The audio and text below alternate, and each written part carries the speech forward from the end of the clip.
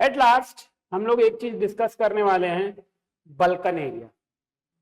देखिए, आपको पता है आज की डेट में भारत में एक क्षेत्र है जो कि बहुत टेंशन वाला क्षेत्र है, जिसको बोलते हैं Kashmir. Kashmir is a serious issue in India, जिसकी वजह से इंडिया और पाकिस्तान में टेंशन होता है। वैसे यूरोप में भी एक ऐसा जगह था जिसका नाम था बल्कन क्षेत्र उस समय, ठीक है। उस समय उसको बल्कन बोला जाता। आज की डेट में बहुत सारे देश हो गया, वो रोमानिया, अल्बानिया, ठीक है, चेकोस्लोवाकिया, ये सब जो देश है ना, ये अब आज की डेट में, पहले बल्कन थे, आज की डेट में ये सब देश हो गए, ठीक। तो बल्कन एरिया में जो है कंटिन्यूअसली, अच्छा ये इतनी सारे देशों से, बहुत सारे देश का नाम है, आप देखिएगा Balkan last second last page में आपके चैप्टर के। बल्कन एरिया के पीछे पागल क्यों थे लोग? देखो, बल्कन एरिया जो है ना, ज्योग्राफिकली और एथनिक वेरिएशन बहुत था यहाँ पर। आपको रिसोर्सेस, पहाड़, नदी, बहुत कुछ मिल जाएगा यहाँ पर। जंगल था, हर तरीके की चीजें थी, तो लोगों को लगता था यार ये तो बहुत जबरदस्त जगह है, यहाँ से तो बहुत रिसोर्सेज मिल सकते हैं, है ना।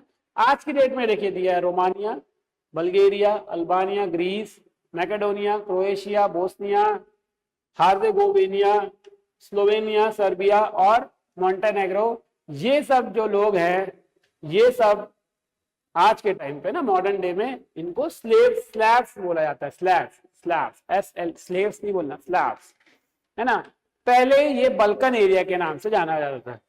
तो ज्यादातर जो बल्कन एरिया है, उस पर कब्जा किसका था? ऑटोमन एम्पायर का था। ऑटोमन एम्पायर का पूरा कब्जा था बल्कन एरिया में।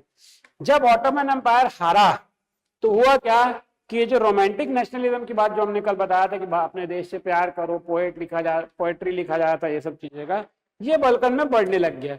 इसकी वजह से ये एक्सप्लोजिव एरिया, देखो कैसे एक्सप्लोजिव हो गया। इन लोग को भी लगता था कि यार उनको भी नेशन बनाना है, इनको भी लगता था नेशन बनाना है, इनको भी लगता था नेशन बनाना है, इसको भी लगता था नेशन बनाना है। और आसपास वाले तो नजर बनाए हुए थे, जैसे जर्मनी, हंगरी नहीं, जर्मनी, रशिया, पोलैंड, इनका नजर तो था ही था इस पे, है ना। तो इन सब की वजह से जो ये जगह है ये एकदम एक्सप्लोजिव हो गई। मतलब इन लोग को लगता था हमको आजादी चाहिए, और उन लोग क्या सोचते थे, हम लोग कब्जा कर लें। तो इससे क्या हो गया, वहां टेंशन शुरू हो गई, आजादी की लड़ाई शुरू हो गई। तो बहुत खतरनाक एरिया हो गया बल्कन उस समय, क्योंकि अब ऑटोमन टेरिटरी थी नहीं, हार गई थी, ठीक।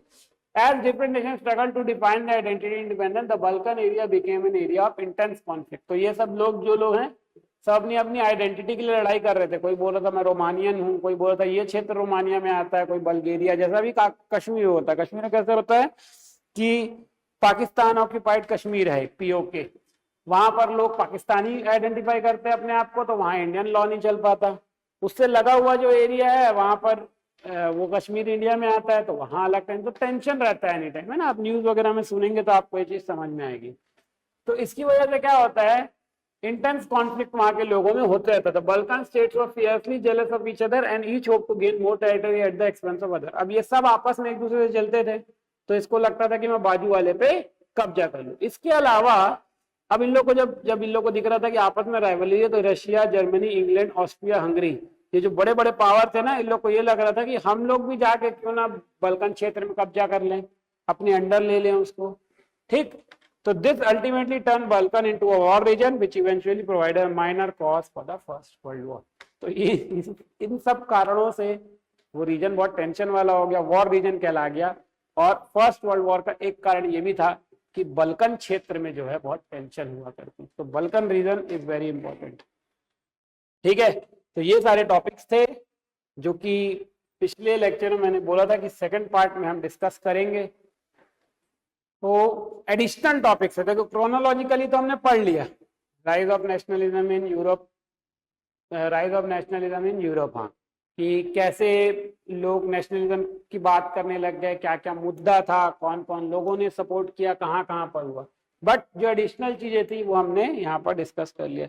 एक चीज छोटी सी है जो आप पढ़ लीजिएगा, लास्ट में जो सिंबलाइजेशन, वो जो पर्सोनिफिकेशन हुआ, जो मैंने कल करवाया था लेकिन टच बस किया था, उतना इंपॉर्टेंट नहीं है।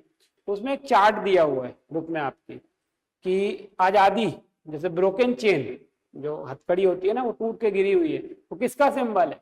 वो फ्रीडम का सिंबल है, लिबर्टी का सिंबल है, ठीक है। तो ऐसे जो केप, जो क्राउन होता है, वो किसका सिंबल है? वो मोनार्की का सिंबल है। इस तरीके का टेबल दिया हुआ आपकी बुक में, लास्ट से तीसरे या चौथे पेज में दिया होगा फर्स्ट चैप्टर के, देखिएगा उसको, अलग से दिख जाएगा वो आपको, उसको पढ़ के जाना, बहुत इंपॉर्टेंट टॉपिक है वो। ठीक है, तो यहाँ पर जाके अपना rise of nationalism in Europe complete होता है। आई होप चीजें क्लियर होंगी, कोई डाउट नहीं होगा। ये नोट्स आपको मिल जाएगा आपके उस पे वीडियो के साथ साथ। मिलता हूं मैं आपसे नेक्स्ट टॉपिक में, नेक्स्ट चैप्टर में। तब तक के लिए इस चैप्टर को पढ़ते रहिए और पढ़ाई नहीं रुकनी चाहिए। ठीक है, all the best and good bye.